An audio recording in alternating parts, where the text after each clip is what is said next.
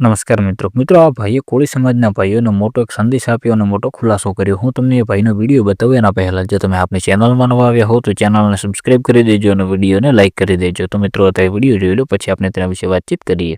જય માનદાદા, જય કોળી સમાજ। આ વિડીયો ખાસ જે ક્રિએટરો છે ને આપણા કોળી સમાજના એમના માટે કે ભાઈ જ્યારે સમાજને તમારી જરૂર હોય ત્યારે તમે બોલતા નથી, બરાબર? ખાલી તમારા પેટ ભરવામાં ઊંચા આવતા નથી તમે, કેમ કે જ્યારે સમાજની તમારી જરૂર હોય ત્યારે તમે બોલો। તમે એની વિરુદ્ધ કોણ બોલશે બીજું?